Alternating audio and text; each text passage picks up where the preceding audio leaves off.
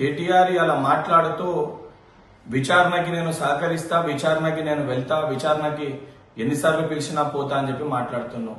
ఈ formula car racing లో అస్తవ్యస్తంగా దాన్ని నిర్వహించి అడ్డంగా దొరికిపోయిన వ్యక్తివి నువ్వు. మంత్రివర్గ అనుమతి లేకుండా 55 కోట్లు విదేశీ కంపెనీకి పంపించింది నువ్వు.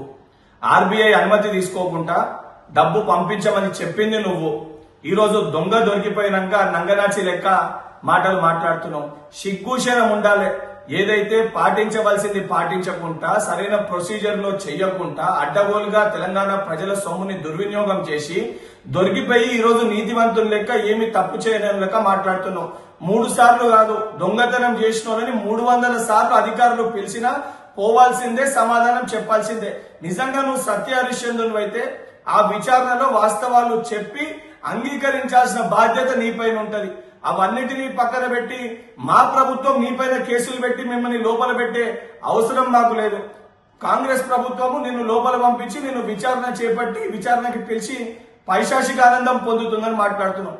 మరి ఇదే నువ్వు అధికారంలో ఉన్నప్పుడు రేవంత్ రెడ్డి గారిని మా అందరి పైన అడ్డగోలుగా అక్రమంగా వందలాది కేసులు పెట్టి జైలు పాలు చేసి డిటెన్షన్ సెల్లో పెట్టి మరి దాన్ని పైశాచిక ఆనందం పొందినవా లేదా దాన్ని శాడిజం అని అంటారా?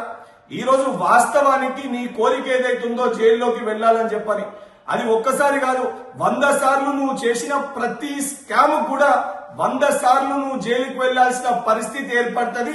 నీ కోరిక నెరవేరాలని చెప్పి నేను కూడా కోరుకుంటున్నా.